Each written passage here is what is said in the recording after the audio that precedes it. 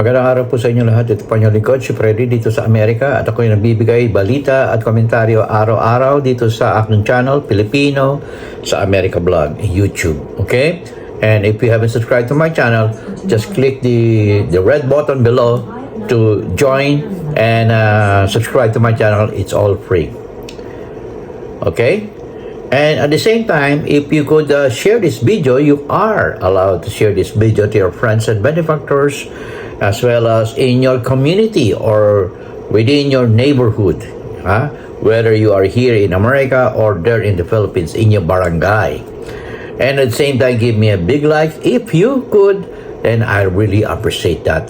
And make some comment regarding this issue, more especially it concern about our president accomplishment on a day-to-day basis. Okay? Siya nga po pala, sino po ba ako? Ako po ay isang former Competent Toastmaster International member at Barangay Toastmaster Club in Bacolod City for 2 years. And I'm a former system engineer in PLDT Bacolod Exchange. And at the same time, as a retiree, as a healthcare worker in different hospitals and nursing home in Chicago for the past 18 years. Okay, thank you very much, guys. And I'm already a U.S.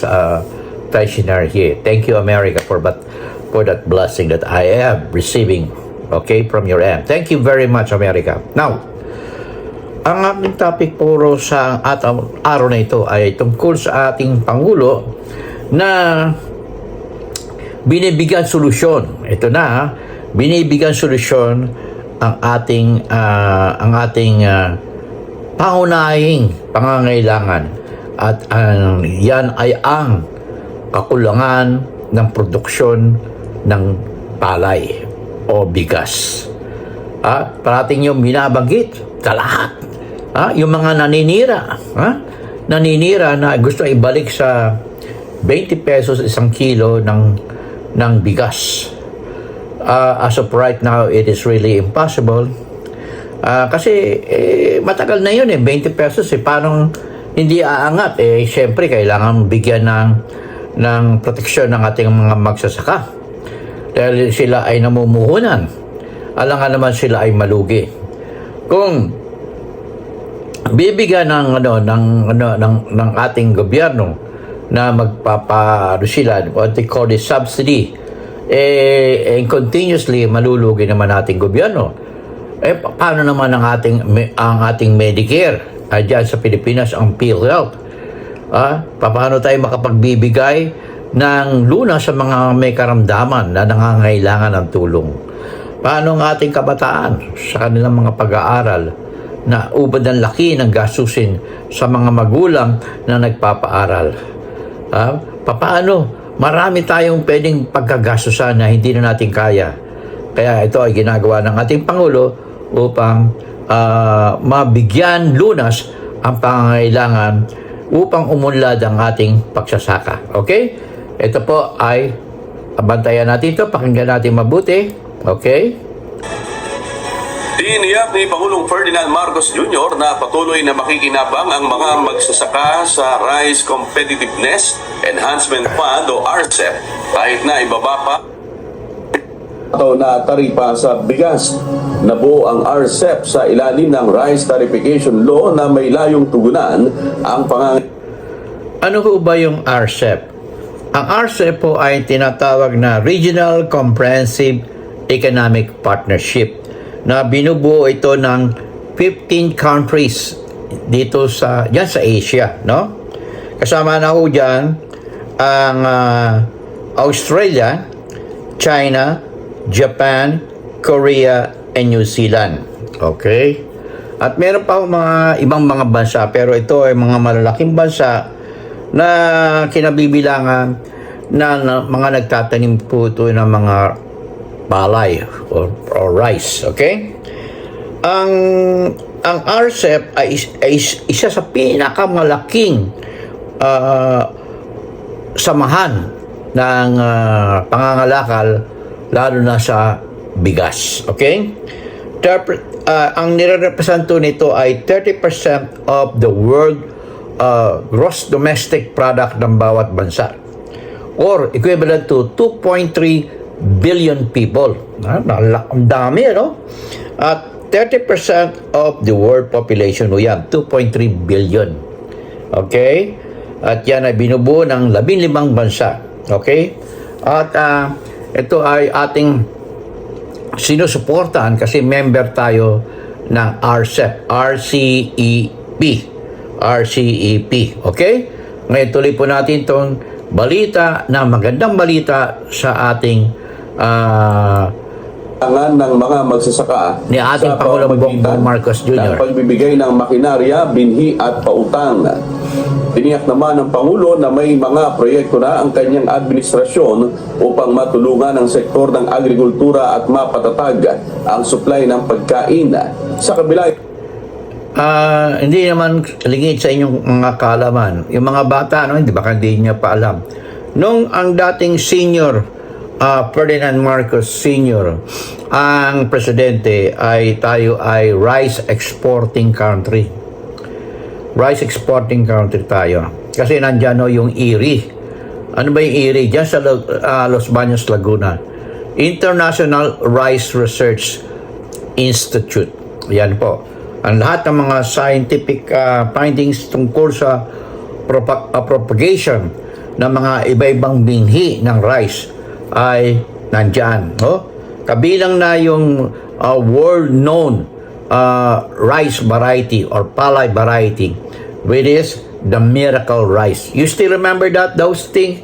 Those rice, the miracle rice? Yan o, ang pagsaliksik ng IRI. At iyon ay napakasarap. Diyan o ginagawa yan sa Los Baños, Laguna. Okay? So, maraming yung ginagawa ng ating Pangulo na laban to sa mga walang ginawa na mga Administrasyon Duterte, na walang ginawa kundi magtuliksa. Pero ang ginagawa nila ay hindi para tulungan kayong mga tao dyan sa Pilipinas, kundi para wasakin at mabalik sila sa kanilang pwesto. Kasi gusto nilang mabalik sa pwesto dahil masarap ang buhay eh. Masarap ang buhay. Marami silang ninanakaw. At binabaliktad nila. Katulad ng China. Ang mga kasinungalingan ay binabaliktad nila. Katulad na sabi kanila daw yung West Philippine Sea. Paano nangyari yun? Ang layo ng masasakit nila.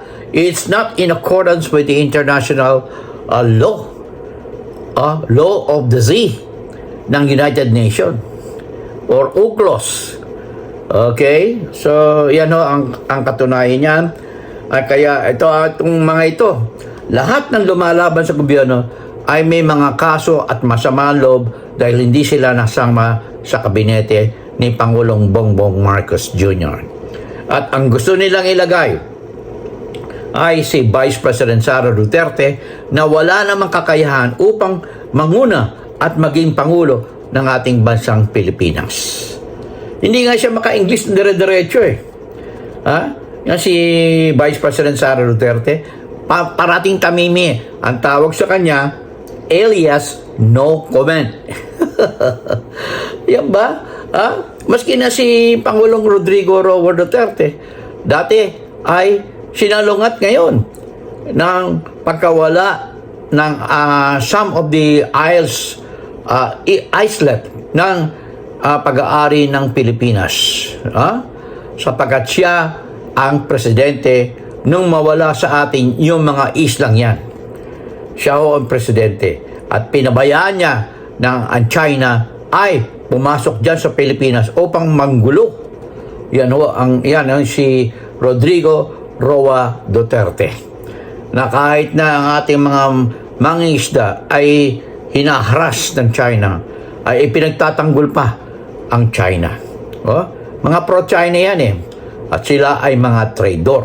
Okay? Tuloy ho natin itong ginagawa ng ating Pangulong Bongbong Marcos Jr. ng posibleng muling pag-iral ng El Nido phenomenon sa bansa. Kasabay nito, personal na iniabot ni PBBM ang tulong ng pamahalaan sa mga magsasaka at mangingisda na naapektuhan ang kanilang kabuhayan dahil sa matinding tagtuyot sa Isabela Province. Doon sa Isabela, sila ang tinamaan itong El Nino phenomenon.